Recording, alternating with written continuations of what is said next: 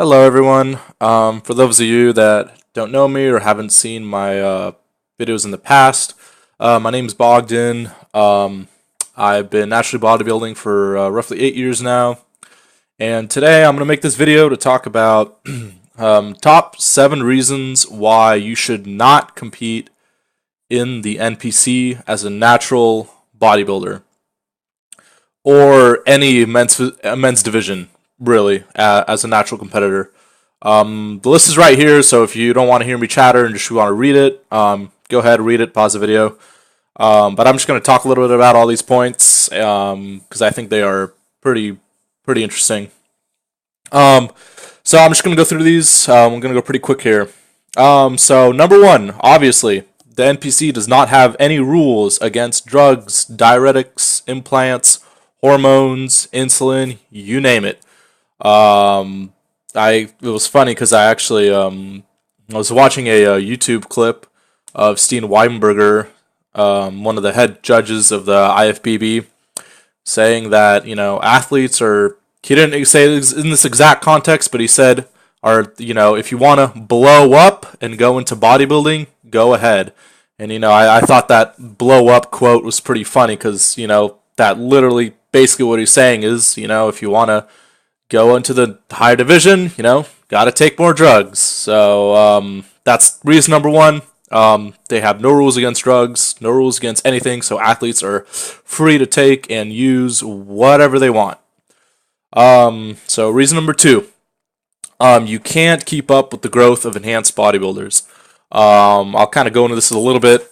Basically, what I'm saying by this is just can't keep up. The body can't naturally keep up at the rate that enhanced athletes can grow. So even a veteran bodybuilder that's been bodybuilding 10 plus years, if they're on some kind of performance enhancing drugs, they can still gain anywhere from 4 to 8 pounds a year, which is absolutely impossible to do as a natural bodybuilder. As a natural bodybuilder, being bodybuilding already for, say, for instance, 10 years, you would be lucky to gain 1 to 2 pounds in the entire year. If actually, I would say 2 is probably not even a question. I would say you would be lucky to even gain 1 pound in that year, which I would say is a realistic rate of growth. So enhanced athletes can grow anywhere from 5 to 10, heck, maybe even 15 times faster than natural athletes can.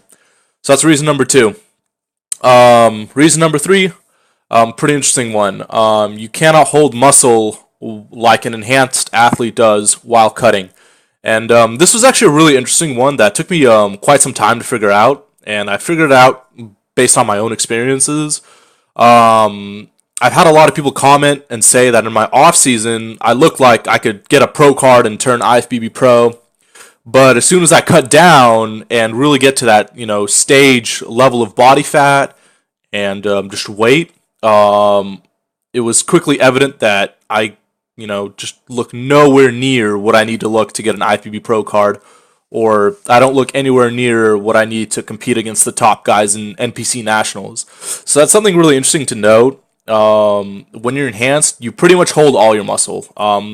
When you're, when your blood testosterone is so high, which is actually another point, it's so hard for your body to lose muscle. You just retain it, like crazy. And even if you're eating nothing but just like tilapia and asparagus, your body will still hold all your muscle. And I would say there's practically no muscle loss in a full entire cut of a enhanced athlete, all the way down from 15% body fat down to 5%. You'll see basically no muscle loss, and that's one reason why these enhanced bodybuilders look so amazing. It's because they just hold all their muscle. But if you look at the changes from a natural athlete from their off season to stage, you'll see quite a difference. They'll lose quite a bit of weight, and it'll be in ridiculously noticeable. For me, I lose 30 pounds, and the difference between me off season and on season is pretty insane. So that's point number three. You just can't hold muscle the way enhanced athletes do. So you're at quite a big disadvantage for that. Also kind of leads me to point number four. Also have a very large disadvantage in terms of conditioning without some of these drugs that these enhanced athletes take. You see guys like Ryan Terry and some of these other guys that are so dried up, their skin is literally like paper thin, and it looks like they absolutely just don't have any body fat or any water at all. And I'm gonna say it right now. It's not because they do an hour of cardio a day for 12 weeks. I did that an hour of cardio a day for 12 weeks, and let me tell you, I don't care how long you do cardio for. How many weeks you do it for, how many hours a day you do it for, you will never naturally get that dry. It's just not possible. You have to manipulate water and things of that nature with drugs. That's really the way they get to that level of dryness. It's not by doing a ton of cardio, it's by taking these certain drugs that allow them to look like this. So point number 5, I kind of touched on this earlier. Enhanced athletes can have anywhere from 8 to 12 times the natural blood testosterone of non-enhanced athletes. So obviously, kind of says it all there. 8 to 12 times. That's why you see the recovery rate in enhanced athletes is so much greater than someone that's natural. For me, after my show, I had my first leg day.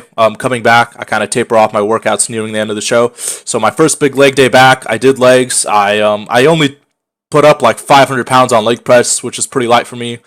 And it took my legs an entire week to recover from that one workout. It took my legs an entire week. So I'm talking, I did my workout Monday. I think not until like Saturday or Sunday was I finally ready to do my next leg workout. If you were an enhanced athlete, you'd be ready by the next day or two. Really, it's that quick when you're enhanced. Just the recovery is just tremendously faster. The protein synthesis in the metabolism in the body is just at such a higher rate than that of a natural athlete. Number 6 is kind of an interesting one. It relates more to the men's physique category. I'm a men's physique athlete, so that's why I kind of touch on this. NPC men's physique has an incorrect criteria of what judges are looking for. Basically, you still have to be unnaturally muscular. What I mean by this is, they say that in the men's physique, you need a natural beach body look.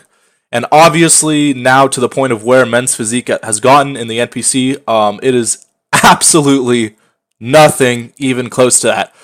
Men's physique in the NPC is basically bodybuilding with board shorts. There's really no difference. Besides the fact that you obviously don't have to pose, you just do a front and back pose. But there's really no difference. The judges, it's funny, in the judging criteria, it yet still shows that they can't be overly muscular. Yet, all these athletes that go on stage have a, BMI of, 30 to 35. And they're still packing on like 5 pounds of muscle on every next Olympia, which is kind of ridiculous.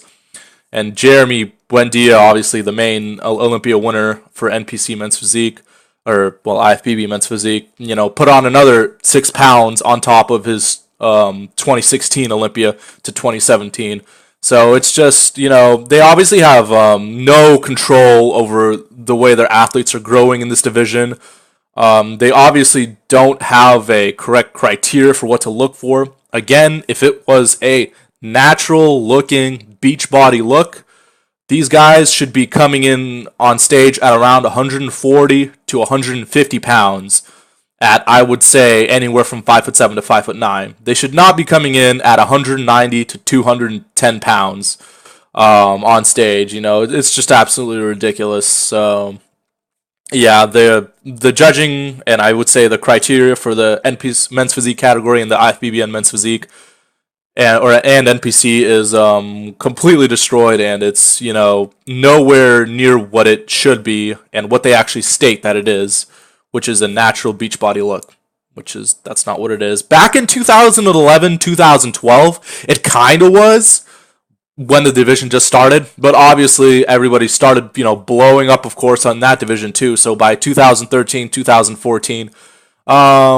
pretty much a lot of athletes were now on drugs already, and they just have been growing ever since. So now we're at the stage in 2017 where everybody's basically has the physique of a bodybuilder. I mean, look at Jeremy Buendia, look at, Brandon Hendrickson.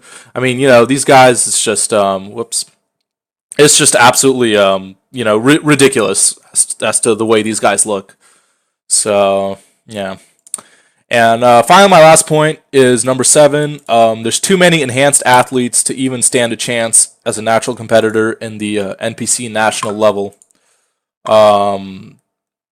Basically, point leading on to this is you pretty much at this day and age, if you want to get a pro card in 2017, you have to be on steroids and other drugs. You just have to. There's pretty much absolutely no chance that you're going to get your pro card without drugs. It's just not possible. I actually tried the NPC USAs, and if you watched any of my previous videos, I also kind of touched up on it as well. But I've been in bodybuilding now for roughly 8 years, which obviously isn't the crazy. Obviously, there's been people that have been doing it longer, but I think for doing something for 8 years, I feel like I probably should be whatever it is, a professional in it or an expert or whatever you want to call it. But I got last call outs in the USAs, and it just goes to show that there's just too many enhanced athletes, even in the NPC level, even in the amateur level, to even stand a chance of getting a pro card as a natural. Basically, not possible. So anyways, yep, those are my kind of 7 points as to why, if you're a natural competitor, you should not be in the NPC or IFBB. I would recommend that you find search out for a local natural federation that is strict on their drug testing and that actually enforce the drug testing, so they don't actually just say it, but they actually also do it. And I would definitely recommend that you I guess what's the word I'm looking for? Be a ambassador for the natural federation and natural athletes, as opposed to trying to make it in the IFBB naturally, which I'm just going to say now you're not going to do. So anyways, yeah, those are my 7 points. If you guys have any questions or comments down below, you want to respond to anything that I said, think that anything that I said is false or incorrect, let me know. I'm down to chat down below. And thanks for watching.